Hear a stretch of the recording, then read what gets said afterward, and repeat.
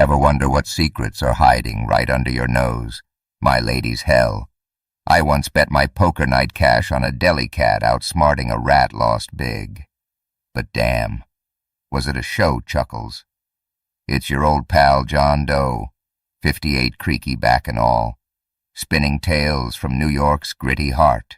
You gals, my silver-haired queens, know life's full of surprises, kids, grandkids. And that one time the coffee pot crapped out mid-morning, winks. The Blackwell mansion sits like a king on Beacon Hill, its red brick facade catching the golden glow of an autumn sun. It's a Thursday afternoon in Boston, Massachusetts, 2025, and the city's got that crisp. Alive feel leaves crunching underfoot on Charles Street, delivery trucks rumbling past brownstones, a sax player's blues riff drifting from a corner bar near the Common. The air smells of roasted chestnuts from a vendor's cart and the faint brine of the harbor. A reminder that Boston's never far from the sea. Inside the mansion, though, it's a different world. The grand library smells of polished mahogany and lavender cleaner, the kind that costs more than a week's groceries for most folks. Crystal chandeliers cast soft light on leather-bound books lining oak shelves, and a Chopin prelude hums from hidden speakers, delicate as a whisper. But there's a tension here, like a storm brewing under the polished surface. Lana Santos, 34, moves through the library with a quiet grace, her blue apron tied tight over a plain black shirt and jeans. Her hair's pulled into a no-nonsense bun, a few strands escaping to frame her face, dark and sharp with eyes that see more than they let on. She's humming a Brazilian folk tune, her voice low, slipping into Portuguese as she runs a rag over a shelf, the wood gleaming under her touch. She's been a housekeeper here for 3 months, invisible to the Blackwells, just another shadow, keeping their world spotless. But Lana's no stranger to words. She's a former linguistics professor from Columbia, her PhD buried under a pile of hospital bills and a sick mother's needs. She's here for the money, but her heart's somewhere else, and it's starting to show. On the floor, sprawled across a Persian rug, is Oliver Blackwell, 7 years old, his brown curls messy, his blue eyes locked on a picture book about animals. He's clutching the book like it's a lifeline, his fingers tracing a drawing of a cat. But his face is blank, distant, like he's trapped in a world nobody can reach. Oliver hasn't spoken in 2 years, not since the doctors at Boston Children's slapped severe autism and selective mutism on his chart and told his mother to brace for a silent life. He trails Lana when she cleans, though, his sneakers silent on the marble, his eyes lighting up when she murmurs in Spanish or French while mopping. "Yesterday," he whispered Ola in the kitchen, soft as a breath. And it hit Lana like a lightning bolt. This kid's not broken. He's listening, waiting for the right key. She kneels beside a low shelf, her rag pausing, her voice slipping into French as she hums, "Frère Jacques, dormez-vous." She glances at Oliver, catching his eyes flicker to her, that spark she's seen before. "You like cats." "Huh," she says, soft, switching to Spanish. "Gato. That's what they call 'em in Spain. Cool word." "Right." Oliver's fingers tighten on the book, his lips moving, but no sound comes. Lana's about to try Portuguese when the library door swings open, and Victoria Blackwell storms in, her Louboutin heels clicking like gunfire on the marble floor. 38. She's a pharmaceutical queen. Her blonde bob cut sharp as a blade, her tailored blazer screaming money. Her green eyes are cold, narrowed at the seen Lana, a housekeeper, too close to her son, humming like she belongs here. "What the hell are you doing with my boy?" she snaps, her Boston accent clipped, her voice slicing through the Chopin like a knife. Lana stands, her rag still in hand, her heart kicking up a notch, but her face calm, steady. "Just cleaning, ma'am," she says, her voice low, a mix of Boston grit and the poise of someone who's faced worse storms. He likes the books, so I let him sit here. Books. Victoria's laugh is cold, bitter, echoing off the high ceilings. Oliver doesn't read. He doesn't talk. He doesn't do anything. Lana. So why the hell are you sitting there like you're his damn nanny? Lana's jaw tightens, but she holds her ground, her eyes flicking to Oliver, who's still tracing the cat, his shoulders hunching at his mother's tone. "He came over while I was dusting," she says, her voice even. "Didn't mean no harm." "Mrs. Blackwell." Victoria steps closer, her heels hammering the floor, her perfume sharp, expensive, like a weapon. "No harm," she says, her voice rising. "You're filling his head with—" "What?" "Exactly." "Songs, stories." "He's autistic." "Lana." "Severe." "I've got 3 specialists, best in the country, saying he's not going to talk. Ever. You think you know better than them." Lana's chest burns. Not with anger, but with certainty. The kind that comes from years of watching kids like Oliver light up when someone finally listens. She's seen it before, kids labeled lost causes who just needed the right language, the right moment. She kneels beside Oliver, ignoring Victoria's glare. Her voice soft, warm. "Hey." "Oliver," she says, switching to French. "Tu aimes que chat." "It's a cat." "Right gato in Spanish." "You know that one, don't you?" Victoria's about to snap, her hand slicing the air. But then it happens. Oliver looks up, his blue eyes locking on Lana's, and his voice small, clear, untouched for 2 years, cuts through the library like a bell. "Merci, madame," he says in French. Precise, deliberate. Then he switches, his voice growing bolder.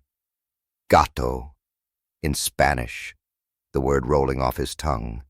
And finally, "Arigato," in Japanese, his eyes sparkling, like he's been saving these words for this exact moment. Victoria staggers, her hand gripping a chair, her face draining of color, her breath catching like she's been punched. "What? What the hell was that?" she whispers, her voice trembling, her heels unsteady. He spoke in French and Spanish. And she trails off, her eyes wide, locked on her son, Japanese. Lana finishes, her voice quiet, her eyes shining not with triumph, but with a deep, contained pride. She stays knelt, her hand near Oliver's book, her apron creased, her voice steady. "He's not broken, ma'am. He's just speaking his own way. kids like Oliver. They got their own language. You just gotta listen right. Victoria's eyes dart from Oliver to Lana, her breath shallow, her mind racing. This is bullshit, she says, but it's weak, her voice cracking, her certainty crumbling like dry leaves. He doesn't do this, he can't. She kneels beside Oliver, her hands shaking, her blazer slipping off one shoulder. Baby, she says, her voice raw, desperate. Say it again, please. Oliver. Oliver looks at her, his face softening, his blue eyes meeting hers for the first time in months. Mama, he whispers, in English, simple but clear. Lana, good. The words are soft, like a breeze, but they hit Victoria like a tidal wave, her eyes welling up, tears smudging her mascara, her breath hitching. The library's silent now. The Chopin faded.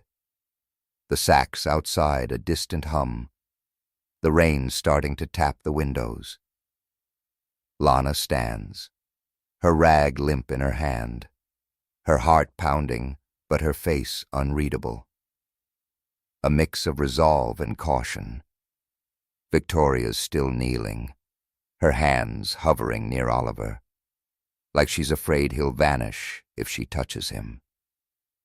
She looks up at Lana, her green eyes a storm of shock, doubt, and something new fear, maybe, or hope. How she whispers, her voice barely audible. How did you know? Lana's lips curve. Not a smile of victory, but one of someone who's seen this before, who knows the power of a child's voice. Let's just say I've heard kids like him before, she says, her voice low, her Boston accent grounding the moment. They got more to say than folks think. Victoria's face hardens, her shock morphing into suspicion, her hands steadying as she stands, her heels clicking again. You don't get to tell me about my son, she says. Her voice cold, but it's shaky, like she's clinging to control. You're a housekeeper, Lana, not a damn doctor. This was a fluke, a coincidence. From now on, you stay away from him. You're on basement duty cleaning. Nothing else. Got it? Lana nods, her face calm, but her eyes don't waver. Holding a secret bigger than this mansion. Yes, ma'am, she says, her voice steady. But there's a fire in it. A promise she's not done. Victoria takes Oliver's hand, leading him out of the library, her steps slower, her mind a tangle of questions. She glances back once, catching Lana's gaze, that quiet strength that makes her gut twist. The door shuts, and Lana's alone, the library's grandeur pressing in, the rain louder now, a steady drum on the windows. She pulls out her phone, her fingers trembling just enough to notice, and dials a number. James, she says, her voice low, urgent. It's Lana Santos. I need those research files. Yeah, it's for a kid. He's special. Upstairs, Sandra Lopez, 50, the mansion's head housekeeper, lingers by the library door, her ear pressed to the wood. Her pinched face twists into a smirk, her eyes glinting with malice. She's heard enough Lana's call, the word research, the way Oliver spoke like some prodigy. She's been running this house for years, and no new girl's gonna upend her world. She heads for Victoria's office, her steps quick, her mind on trouble, a plan forming to take Lana down. Outside, Boston's autumn leaves swirl in the wind, the city humming with life street vendors shouting, cars honking, the sax player's blues rising over the rain. But inside the mansion, something's shifted. A boy's voice has cracked open a door, a woman's secrets stirring, and a mother's doubt is growing. It's just the beginning, and it's gonna get messy. Hey, folks, a kid who hasn't talked in years just spoke 3 languages, all 'cause a housekeeper saw what nobody else did. Want to see how this shakes out? Hit that subscribe button. Drop a comment about what got you choked up. And don't miss the next part of this crazy ride. Rain hammers Boston like it's got a grudge, turning Beacon Hill's cobblestone streets into slick, shimmering mirrors. It's a Wednesday evening in 2025, and the city's hunkered-down umbrellas bobbing past brownstones, neon signs fizzing on Tremont Street, a lone busker strumming a soggy blues tune under a bar awning. The air's thick with the smell of wet asphalt and clam chowder simmering in a nearby diner. But inside the Blackwell mansion, it's a different kind of heavy. The basement's a dungeon of damp concrete and bleach, fluorescent lights buzzing like angry bees, casting harsh shadows on stacks of cleaning supplies and old furniture draped in dusty sheets. Lana Santos, 34, is elbow-deep in a bucket, scrubbing a metal shelf, her blue apron stained, her black hair slipping from its bun. She's humming a French lullaby. Au clair de la lune, her voice low, but her mind's upstairs. On Oliver Blackwell, those words he spoke a week ago. Merci. Gatto. Arigato. Like a locked door creaking open. Lana's been banished to this basement since Victoria's outburst, ordered to stay clear of the 7-year-old boy who hasn't talked in 2 years but somehow spoke 3 languages in her presence. She's been replaying that moment, the spark in Oliver's blue eyes, the shock on Victoria's face, the way it felt to hear a kid's voice after months of silence. But down here, surrounded by mop buckets and cobwebs, it's hard to hold on to hope. She's here for the money, for her mom's hospital bills piling up in Dorchester. But Oliver's got her heart, and she's not sure how to let go. Her phone buzzes in her pocket. A text from Elena Rodriguez, her friend from the neighborhood girl. You still scrubbing floors? Get your ass back to teaching. Lana's lips twitch. But the smile fades fast. Her Columbia Days lectures, research. Kids like Oliver lighting up or buried under a lawsuit. A sick mother, and a life that's kicked her down hard. Upstairs, in a room that's more museum than bedroom, Oliver's curled on his bed, clutching the animal book Lana left before she was sent below. The walls are stark white, the shelf holding untouched toys, a robot, a baseball glove, relics of a boy he used to be. His brown curls are messy, his blue eyes tracing the word Chien next to a dog, his lips moving silently. He's been quieter since Lana stopped coming up, his mom's tension wrapping around him like a cold fog. Victoria's in her office, her laptop open to a Columbia University page, staring at a profile Dr. Lana Santos, Ph.D., applied linguistics. She's been digging since Sandra Lopez, the head housekeeper, dropped a hint about Lana's phone call. Her mind a tangle of doubt and anger, a housekeeper with a doctorate. It's gotta be a scam. But Oliver's voice, clear, impossible, keeps echoing, shaking her to the core. Down in the basement. Lana's scrubbing slows, her hum turning to a whisper. Chin, she says, testing the word, her voice soft, like she's calling to Oliver through the walls. She's got a plan. Risky as hell sneak a new book to his room, one with animal names in French, see if he'll respond again.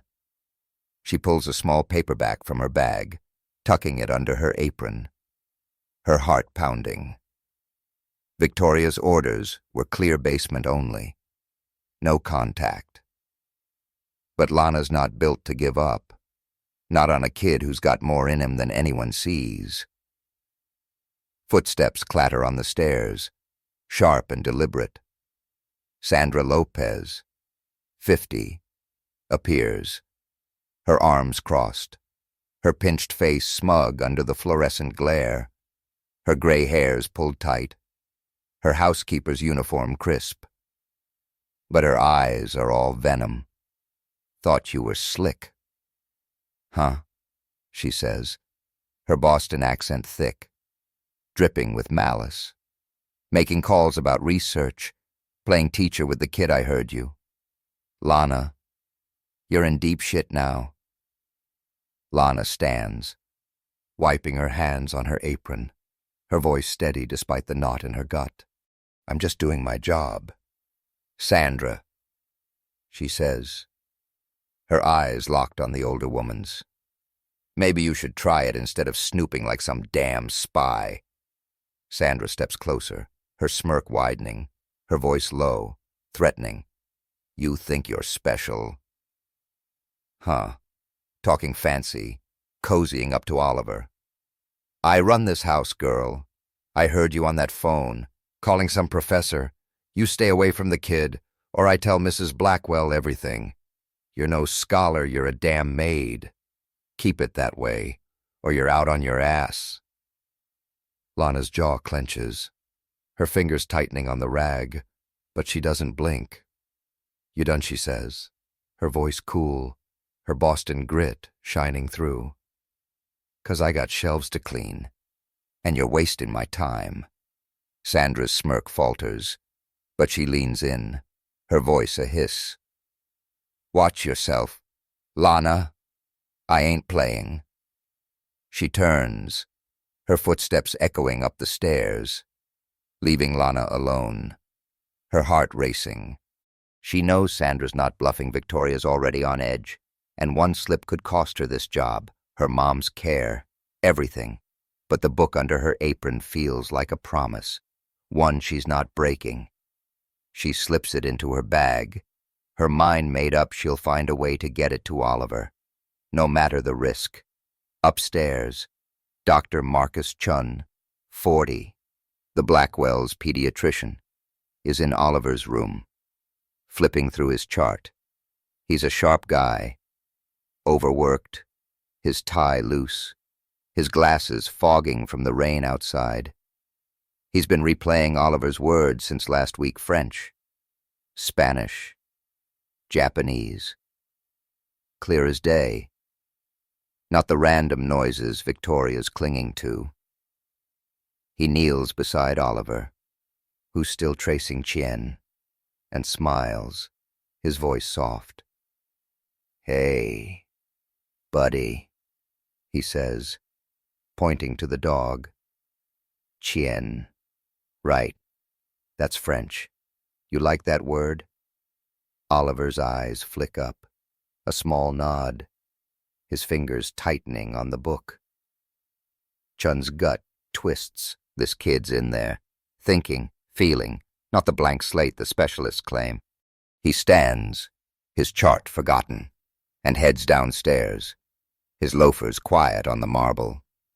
He finds Lana in the basement. Her rag paused, her face tense under the buzzing lights. Miss Santos, he says, his voice low, checking the stairs for eavesdroppers. We need to talk about Oliver. Lana stiffens, her guard up, the book burning in her bag. What about him? Doc, she says, her voice cautious, her eyes searching his. Chun leans against a shelf, his glasses glinting, his voice urgent. He spoke last week.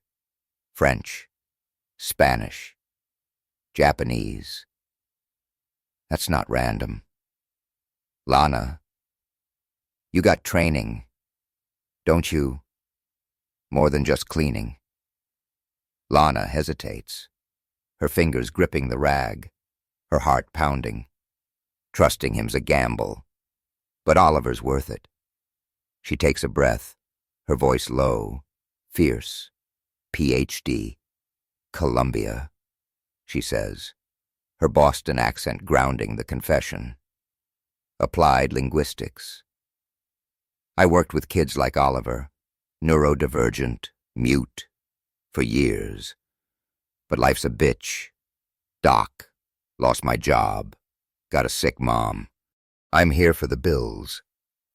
But that kid, he's got a voice, and I know how to find it. Chun's eyes widen, but he nods, processing fast. You think you can help him?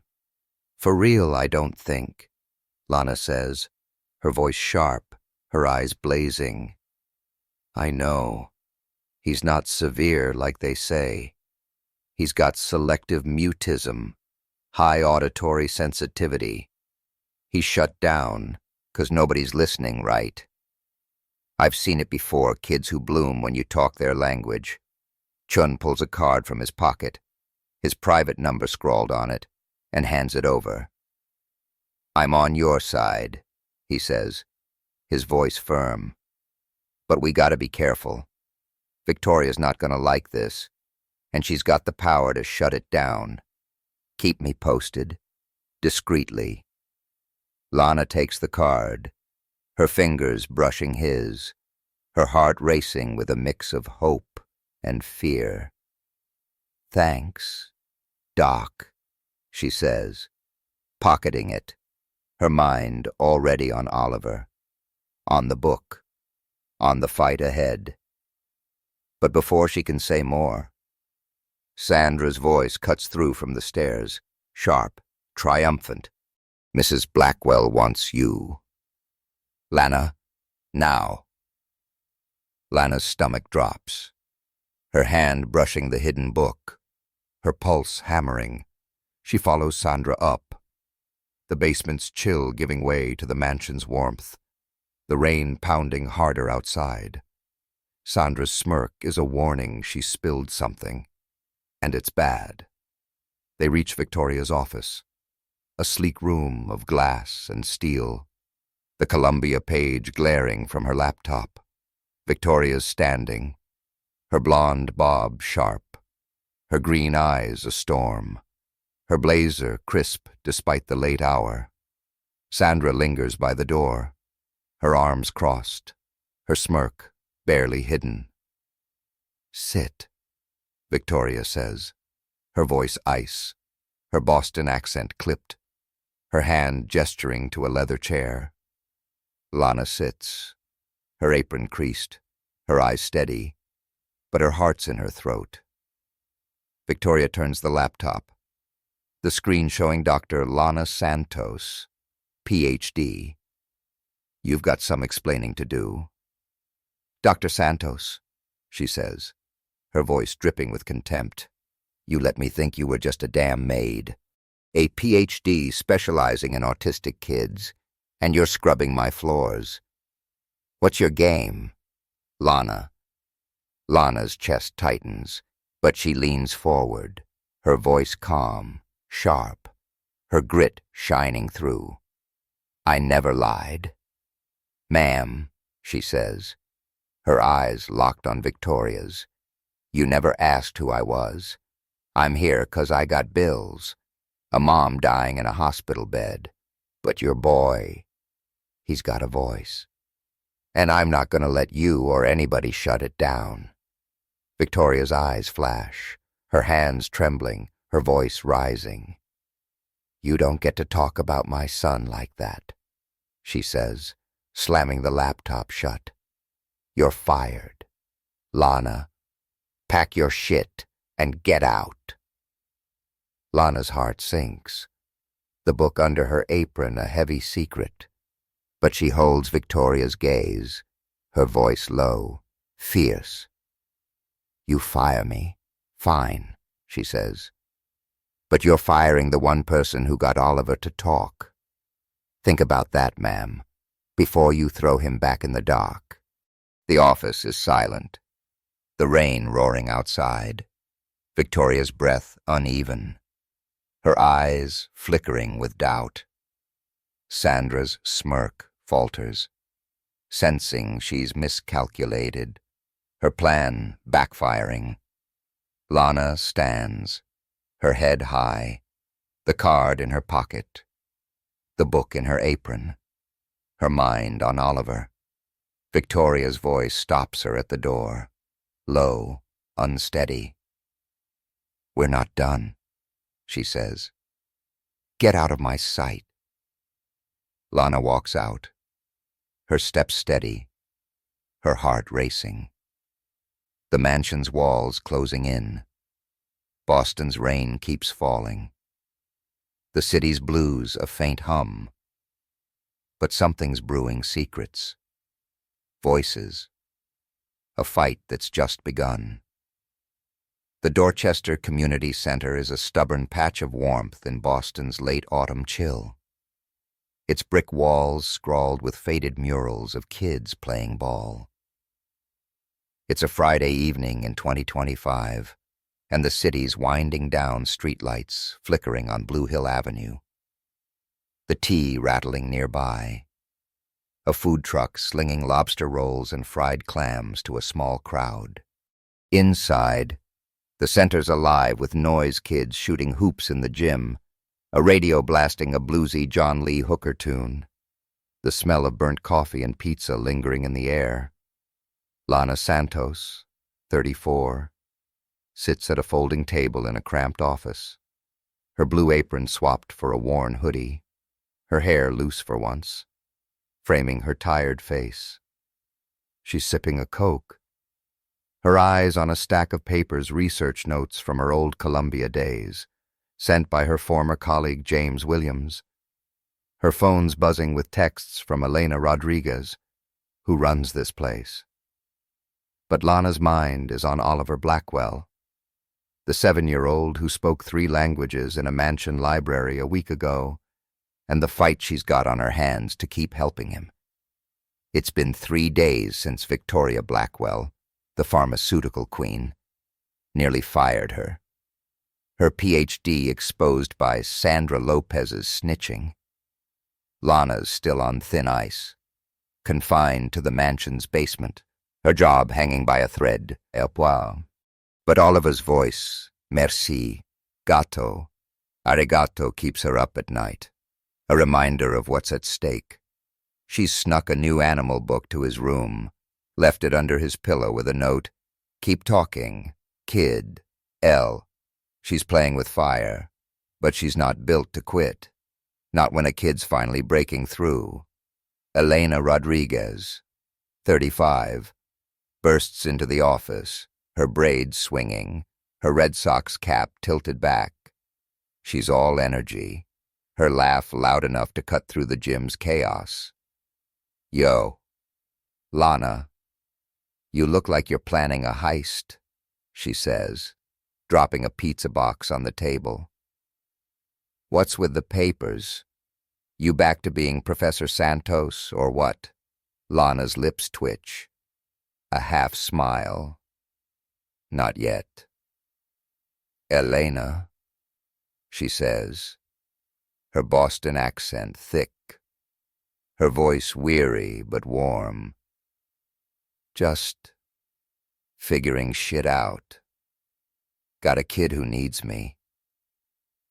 Elena plops into a chair, grabbing a slice. That rich boy again, girl. You're gonna get your ass fired messing with that ice queen Blackwell. She's got more money than God and less heart than a snake. Lana leans back, her eyes distant. She's not heartless, just scared. Her kid's talking for the first time in years, and she doesn't know what to make of it. I'm not giving up on him. Elena shakes her head, her voice softer. You're too damn good. Lana. But you gotta tell her who you are, PhD. Big shot professor. Stop hiding. Lana's jaw tightens, her fingers tracing a research paper. I tell her. She'll fire me for sure.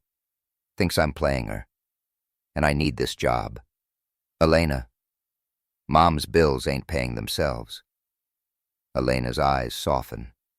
But before she can reply, Lana's phone buzzes a photo from Dr. Marcus Chun, Oliver's pediatrician. It's Oliver, holding the book, pointing to Chien with a small smile. Chun's text reads, "He's responding. Keep going. But careful." Lana's heart skips. A spark of hope cutting through the weight. Back at the Blackwell mansion, Oliver's in his sterile bedroom, the animal book open on his bed, his blue eyes bright as he whispers chien to himself, the French word rolling off his tongue like a secret. The room's quiet, save for the rain tapping the windows. Boston's skyline a gray blur outside. He's 7, his brown curls messy, his fingers clutching a crayon as he draws a dog on a scrap of paper, a gift for Lana. He's been quieter since she stopped coming upstairs, but the book's a lifeline, her note tucked inside like a promise. Victoria Blackwell, 38, watches him from the doorway, her tailored blazer swapped for a silk blouse, her blonde bob soft in the dim light. Her green eyes are tired, her face lined with doubt. She's been wrestling with Lana's words. He's not broken, and the Columbia profile burning in her mind. She's hired a new specialist, Dr. Rachel Klein, to check Oliver, hoping to prove Lana's wrong, that his speech was a fluke. But deep down, she's scared it wasn't. Scared she's missed something big. She steps into the room, her voice soft, unsteady. "Oliver, baby," she says, kneeling beside him. "You like that book?" "Huh?" Oliver's eyes flick up. A small nod, his crayon pausing. Victoria's throat tightens, her hand hovering near his, afraid to break the moment.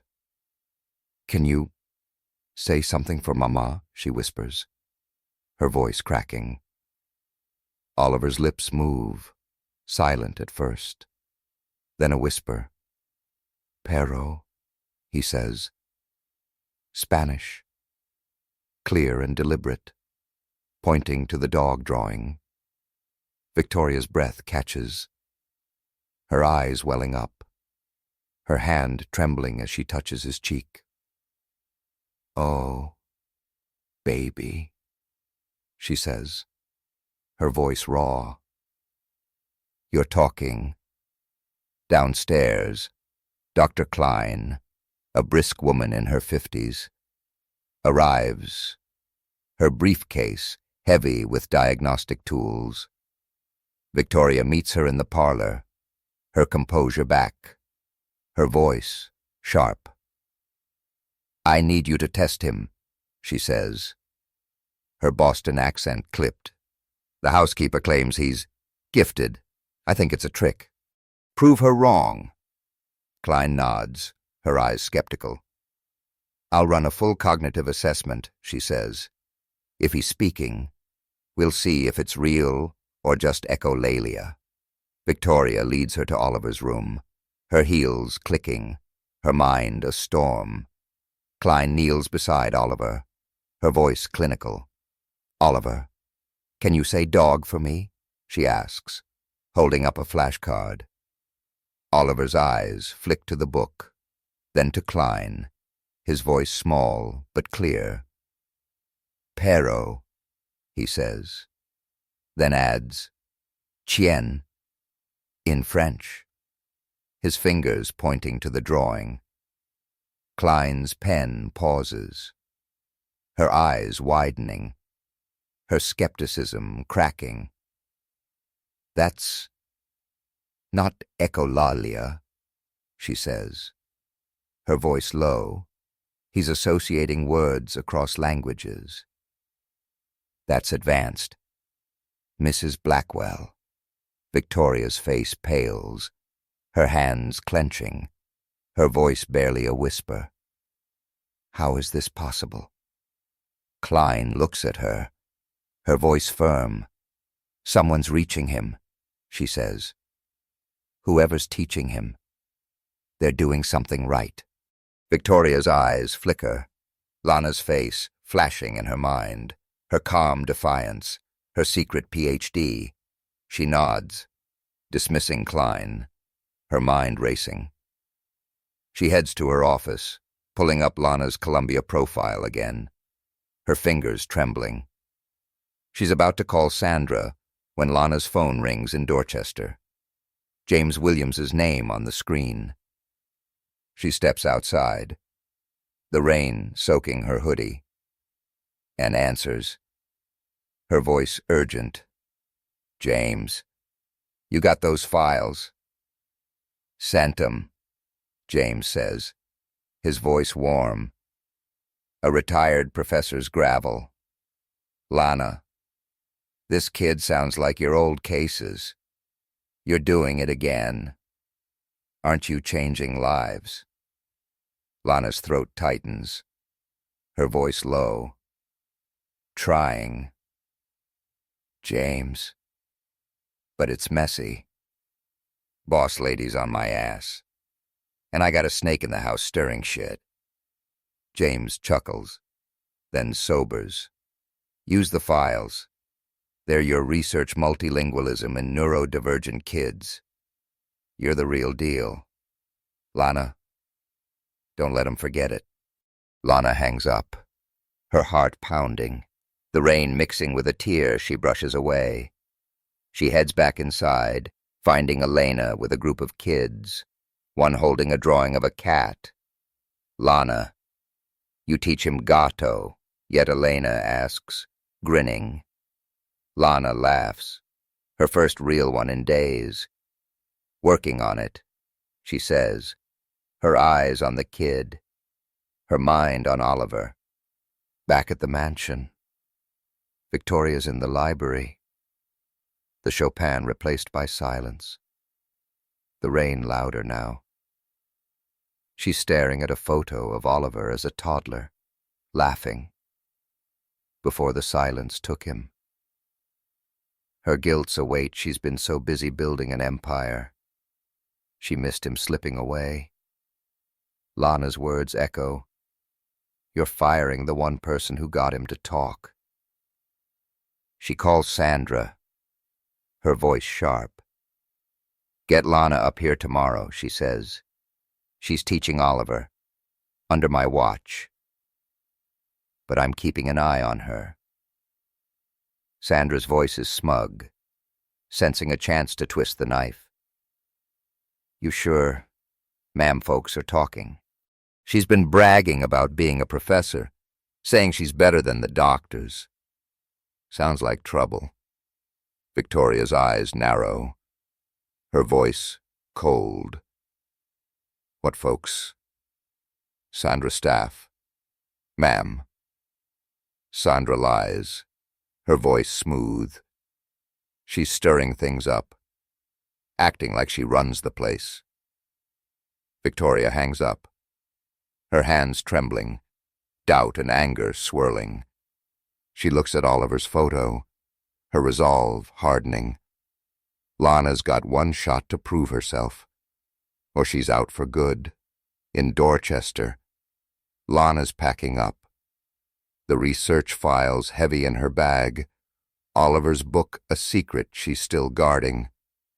The center's quiet now. The kid's gone, the blues fading.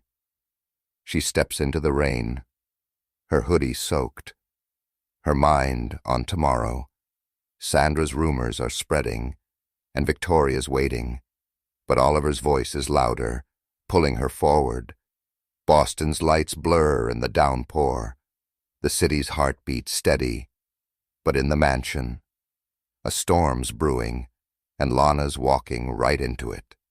The waiting room at Boston Children's Hospital is a fluorescent-lit limbo, all beige walls and worn-out chairs that creak under the weight of worry. It's a cold Tuesday morning in early December 2025, and Boston's caught in winter's grip snow flurries dusting the sidewalks. The Charles River, half frozen. A vendor's cart outside steaming with hot pretzels and coffee. Inside, the air smells of antiseptic and stale donuts. A TV droning a morning news loop about a Celtics game. Lana Santos, 34, sits hunched in a corner, her hoodie soaked from the trek across Dorchester. Her hands clasped tight to stop their shaking. Her eyes, dark and hollowed, are fixed on the door to her mother's room, where machines beep a steady rhythm, each one a reminder that time's running out. Maria Santos, 68, is slipping deeper into a coma. Her cancer a thief that's taken her voice, her strength, and Lana's hope. The bills are a noose, $15,000 and climbing, and Lana's job at the Blackwell mansion is the only thing keeping them afloat. It's been a week since Victoria Blackwell, under pressure from Oliver's specialist. Let Lana teach the 7-year-old boy again, but with strings attached, every session watched, every move questioned. Lana's been pouring her heart into it, using her old Columbia research to teach Oliver through animal names and bluesy songs, watching his words grow, pero, chien, now short phrases like gato es bueno. But the mansion's a pressure cooker, with Sandra Lopez spreading rumors that Lana's a fraud, a fake professor scamming the Blackwells. Victoria's doubt is a shadow, and Lana's breaking under it, her resolve fraying with every hospital visit, every whispered mama, hold on to a woman who can't answer. Her phone buzzes, a text from Elena Rodriguez, her friend in Dorchester. Yo, you at the hospital again? You gotta sleep, girl. Lana ignores it, her mind on Oliver, the way his blue eyes light up when he says a new word, the drawing of a dog he slipped her last session. She's fighting for him. But tonight, she's not sure she's got enough left to keep going. Across town, in the Blackwell mansion on Beacon Hill, the library's warm, a fire crackling in the hearth, the smell of cedar mixing with Victoria's expensive perfume.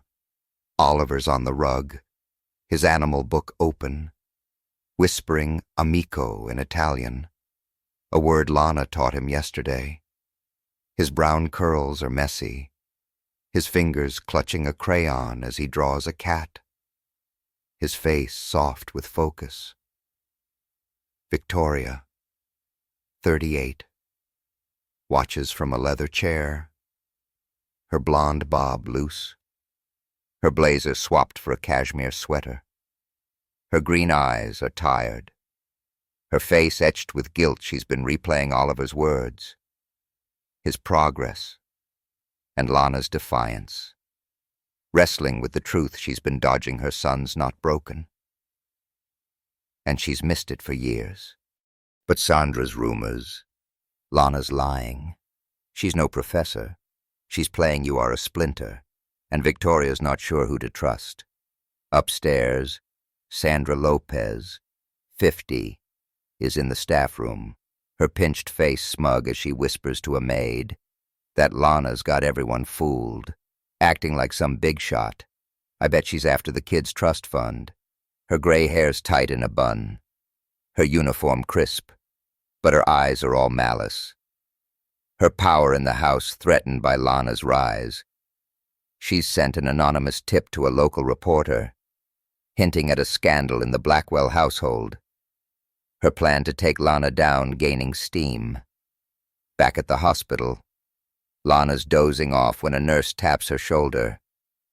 "Miss Santos," she says. her voice gentle. Your mom's stable, but no change. You should go home, get some rest. Lana nods, her throat tight, but she doesn't move. She pulls out Oliver's drawing. The dog's wobbly lines a small anchor. Her phone buzzes again. Dr. Marcus Chun, Oliver's pediatrician. Oliver said, "Gato es bueno today. You're doing it. Lana, don't stop." She smiles, but it's brittle. The weight of her mom's coma, Sandra's rumors, and Victoria's watch crushing her. She texts Elena, "Might quit. Can't do this no more." Elena's reply is instant bullshit. "You're Lana freaking Santos. Come to the center. Now." Lana hesitates, then grabs her bag, the drawing tucked inside, and heads out into the snow, her boots crunching, her heart heavy. At the mansion, Victoria's called a session. Lana's absence noted but excused, she's sick. Sandra claims, her smirk hidden. Oliver's with Victoria and Dr. Chun, the library glowing, the fire casting shadows. Chun, 40, his tie loose, kneels beside Oliver, pointing to the cat drawing. "What's this, buddy?" he asks, his voice warm. "Gato," Oliver says, then adds, "Es bueno," his voice clear, his eyes flicking to the door, like he's waiting for Lana. Victoria's breath catches, her hands trembling, her eyes meeting Chun's. "He's progressing," Chun says, his voice low. Lana's methods multilingual exposure, auditory stimulation they're working. "But we need her here." Victoria nods, her voice unsteady. "I know," she says, her Boston accent soft. But Sandra's saying things, that Lana's lying, that she's not who she says. Chun's eyes narrow, his voice firm. Sandra's got an agenda. "Mrs. Blackwell, I checked Lana's credentials. Columbia PhD, 17 published papers. She's the real deal." Victoria's face pales, her guilt surging. She's been blind, too quick to judge. She's about to respond when Sandra knocks, her voice urgent. "Ma'am, you need to see this," she says, holding a tablet with a blog post. Blackwell scandal housekeeper poses as professor. Victoria's eyes flash, her voice cold. "Get Lana here. Tomorrow. At the Dorchester Community Center." Lana steps into the gym, the warmth hitting her like a hug. Kids are playing ball. A radio crooning Muddy Waters, the smell of pizza lingering. Elena's there, her Red Sox cap backward, her arms open. "Yo, you look like hell," she says, pulling Lana into a hug. "Talk to me." Lana sinks onto a bleacher, her voice breaking. Mom's not waking up. "Elena," she says, her eyes wet. And this job, Sandra's spreading lies, Victoria's breathing down my neck, Oliver's talking, but I'm screwing it up. I ain't enough. Elena grabs her shoulders, her voice fierce. "Bullshit. Lana, you're everything to that kid. You got him talking when doctors gave up. You're Professor Santos, not some damn maid. Don't quit now." Lana's about to argue when a kid runs up, holding a drawing, a cat, labeled Gato. "Miss Elena said you teach words." he says, shy. Lana's heart twists, her eyes on the drawing, Oliver's dog flashing in her mind. She's about to speak when Elena hands her a small envelope, her grin sly. Found this in the office. Kid dropped it off yesterday. Lana opens it, her breath catching. It's a drawing from Oliver, a dog, a cat, and a stick figure with a bun, labeled Lana. Stay in wobbly letters. A note's tucked inside, in Chun's handwriting. He needs you. Lana's eyes well up, her voice a whisper. Damn it, Oliver, she says. A tear falling. She looks at Elena, her jaw set, her fire reigniting. All right, she says. I'm not quitting. Elena grins, tossing her a slice. That's my girl. Now eat, 'cause you're skin and bones. The next morning, Lana's back at the mansion, her hoodie swapped for the apron, her bag heavy with research files. The snow's stopped, Boston's streets glinting under a weak sun, the harbor's briny smell sharp. She's in the library, setting up for Oliver's session. When Victoria storms in, her heels clicking, her face a storm, Sandra's behind her, her smirk barely hidden, the tablet in her hand. You've got some nerve, Victoria says, her voice ice, her Boston accent sharp. This blog says you're a fraud. Lana, a fake professor manipulating my son. Explain yourself. Now. Lana's heart pounds, but she stands tall, her voice steady, fierce. That's bullshit, ma'am, she says, her eyes locked on Victoria's. I'm no fraud. I got a PhD. Worked with kids like Oliver for years. He's talking 'cause I listen, not 'cause I'm playing games. Victoria's eyes flash, her voice rising. You're messing with his head. Lana. Using him to what? Get fame, money before Lana can respond. Oliver runs in, his book clutched tight, his voice small but clear. Mama, he says, in Spanish. Lana buena. He switches to English, his eyes on Victoria, fierce. She helps me. Don't make her go. Victoria staggers, her hand gripping the table, her eyes welling up, Sandra's smirk vanishing. Lana kneels beside Oliver, her voice soft. It's okay, kid, she says, her hand near his, her heart breaking and mending at once. She looks at Victoria, her voice low, raw. You want to fire me? Do it. But don't take his voice away, ma'am. He's got too much to say. The library's silent, the fire crackling, the rain a faint patter outside. Victoria's breath is uneven, her eyes darting from Oliver to Lana, doubt and guilt warring in her face. Sandra shifts, her plan crumbling, her voice weak. Ma'am, I just thought. Enough, Victoria snaps, her voice cutting through. She looks at Lana, her voice unsteady. We're not done, she says. But it's softer, like she's seeing her for the first time. Get ready for his session. But I'm watching you.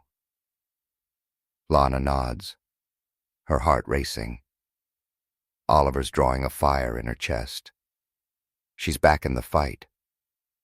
But the rumors are spreading, and Victoria's trust is fragile. Boston's winter keeps rolling, the city's blues a steady hum. But in the mansion, the stakes are higher, and Lana's not sure how much longer she can hold on. The Dorchester Community Center is a beating heart in Boston's winter chill, its brick walls glowing under strings of Christmas lights tacked up by kids.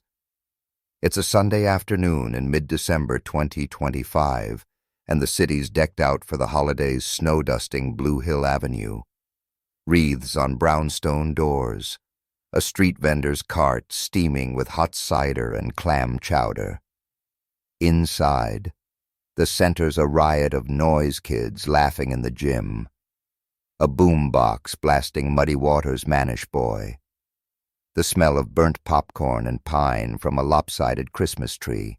Lana Santos, 34, stands at the center of it all, her hoodie swapped for a red sweater Elena insisted she wear, her black hair loose, her eyes bright with purpose. She's teaching a group of 10 kids, ages 6 to 12, most neurodivergent. Their faces lit up as she holds up a picture of a dog. "All right. Y'all," she says, her Boston accent thick, her voice warm. "Who's got the word for this in Spanish, perro?" shouts a girl with braids, her grin wide, sparking a chorus of Chun and Hund from the others. A mix of French and German Lana's been sneaking in. She's been coming here after her shifts at the Blackwell mansion, turning her old Columbia research into lessons that make kids like Oliver Blackwell shine. 2 weeks ago, she nearly quit, crushed by her mom's coma and Sandra Lopez's lies. But Oliver's drawing Lana. Stay pulled her back. And now she's fighting harder than ever. Oliver, 7, is here too, sitting cross-legged on a mat, his brown curls tucked under a knit cap, his blue eyes tracking Lana. He's clutching a new animal book, his voice soft but clear as he says, "Amico," Italian for friend, a word Lana taught him last week. His confidence is growing. His words coming faster short phrases now. Not just single words, and it's got Lana's heart soaring. Victoria Blackwell, 38, watches from a folding chair in the corner, her tailored coat swapped for a wool scarf and jeans, her blonde bob soft, her green eyes quiet. She's been coming to Lana's sessions since Oliver's plea in the library, her doubt giving way to awe, her guilt a constant ache. She's still wrestling with Sandra's rumors now, a blog post calling Lana a fake professor, but Oliver's progress is undeniable, and it's cracking her open. Elena Rodriguez, 35, weaves through the kids, her Red Sox cap backward, passing out juice boxes. She's the center's heart, her laugh loud, her eyes sharp as she watches Victoria. "Yo, Lana," she calls, grinning. "You got these kids speaking better Italian than my Uncle Vinny," Lana laughs. Her first real one in weeks. "Give me a month. Elena, I'll have 'em singing opera." The kids giggle, Oliver included, his voice piping up. "Lana, amico," he says, pointing to her, his smile small but bright. Victoria's breath catches, her hands tightening on her scarf, her eyes glistening. She's been wrong about Oliver, about Lana, about everything, and it's hitting her hard. Outside, Boston's winter sparkles, but trouble's brewing. Sandra Lopez, 50, is in a Beacon Hill cafe, meeting a reporter from a local tabloid, her pinched face smug as she slides over a folder. "Lana's no professor," she says, her Boston accent thick, her voice low. "She's a maid, scamming the Blackwells, using that kid for clout. I got proof texts, call logs."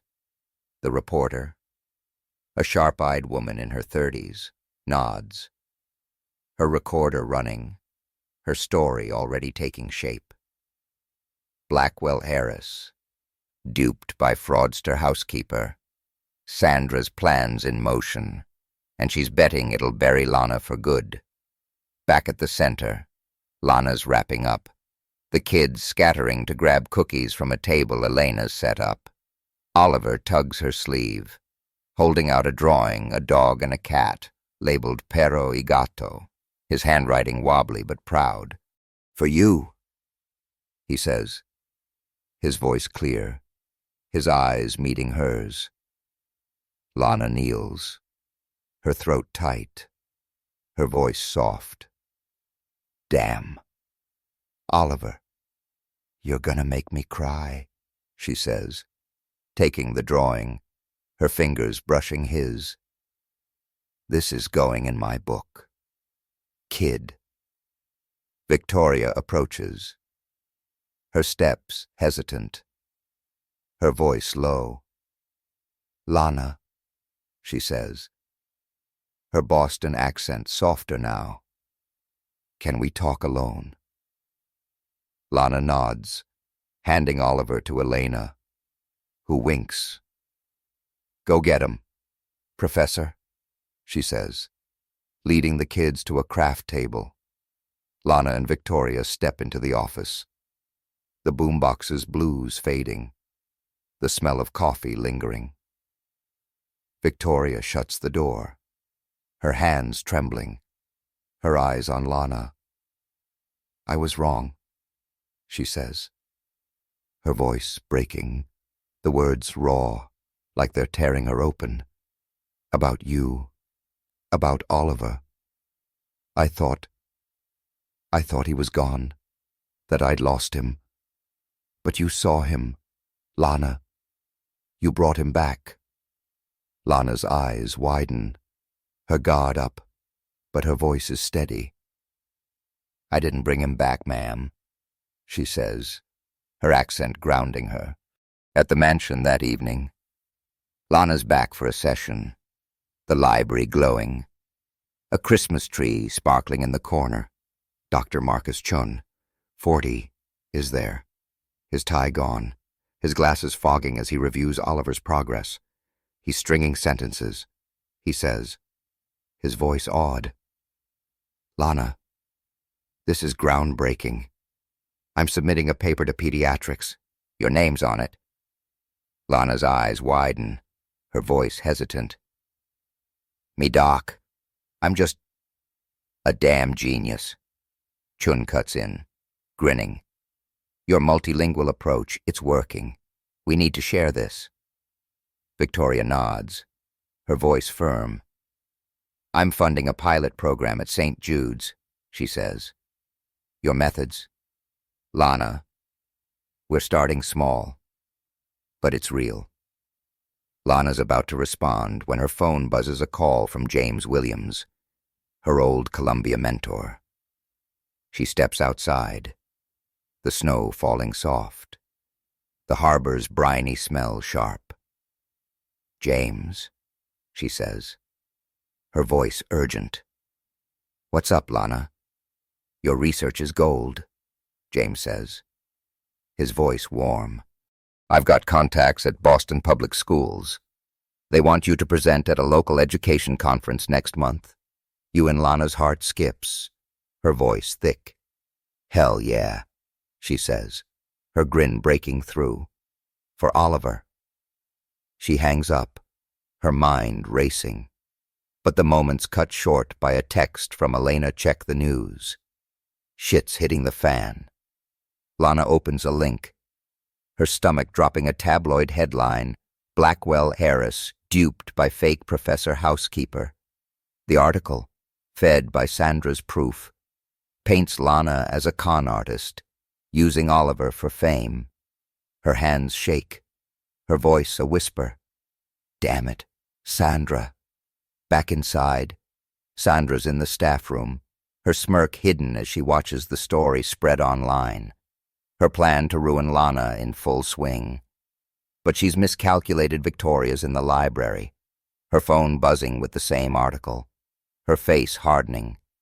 She looks at Oliver, now saying "gato es amigo" to Chun, and her guilt turns to resolve. She calls her lawyer, her voice sharp. "Get this trash taken down," she says, "and find out who's behind it." Lana returns, her face pale, the article burning in her mind. Victoria meets her eyes, her voice low. "I saw it," she says. "We're handling it. But you need to be ready. Lana, this conference, it's your chance to prove them wrong." Lana nods, her jaw set, her voice fierce. "I'm ready," she says, her eyes on Oliver, his drawing in her bag, her mom's fight in her heart. For him, the library's warm, the trees' lights twinkling. But outside, Boston's winter rages, the snow falling thicker, the city's blues a steady hum. The conference looms, a chance to show the world what Oliver can do, what Lana's built. But Sandra's rumors are spreading, the tabloids' lies gaining traction, and Lana's standing on the edge, her fight far from over. The Boston Convention Center gleams like a glass fortress under a January sun, its sleek lines cutting through the seaport's snowy skyline. It's a Saturday morning in 2026, and Boston's in high-spirit snow plowed into neat piles, Southie kids sledding on nearby hills, a street vendor's cart steaming with hot cocoa and lobster rolls. Inside, the main auditorium buzzes with energy. A community education conference drawing 500 educators, parents, and advocates from across New England. The air smells of fresh coffee and printed programs, a stage lit with soft blues, a nod to Boston's soul. Banners proclaim inclusive futures unlocking every child's voice, and the crowd's a mix of suits, sweaters, and Red Sox caps, their chatter drowned by a local band's acoustic cover of Sweet Caroline. At the stage's edge, Lana Santos, 34, stands in a tailored blazer Elena insisted she buy, her black hair loose, her eyes bright but nervous. She's gripping a note card, her old Columbia research now a presentation, her heart pounding for the boy beside her. Oliver Blackwell, 7, is in a tiny suit, his brown curls tamed, his blue eyes scanning the crowd. He's clutching a new animal book, his fingers steady, his voice soft as he practices "Gato es amigo," a phrase Lana taught him weeks ago. He's come far, full sentences now, 3 languages woven into his speech, his confidence blooming like a flower in winter. Victoria Blackwell, 38, sits in the front row, her blonde bob soft, her tailored coat swapped for a simple dress, her green eyes glistening with pride. She's a changed woman, her guilt and prejudice burned away by Oliver's voice, Lana's truth, and a month of fighting to protect them both. The tabloid scandal, fueled by Sandra Lopez's lies, nearly derailed everything, but Victoria's lawyers shut it down, exposing Sandra's betrayal. Now, the conference is their moment, a chance to show Boston what's possible when you listen to a child's heart. Elena Rodriguez, 35, hovers backstage, her Red Sox cap swapped for a scarf, her braids swinging as she adjusts Lana's mic. "Yo, Professor," she says, grinning. "You're about to kill it. Got half of Dorchester in the crowd cheering for you." Lana's laugh is shaky, her Boston accent thick. "Hell, Elena, I'm sweating like a pig. What if I bomb you bomb?" Elena snorts, her eyes fierce. "You got a kid speaking 3 languages and a room full of folks ready to eat it up. You're Lana Santos. Damn it." Oliver tugs Lana's sleeve, his voice clear. "Lana." "No scared," he says, switching to Spanish. "Tú eres buena." Lana kneels, her throat tight, her voice soft. "Damn right. Kid," she says, ruffling his curls. We're in this together. Amico.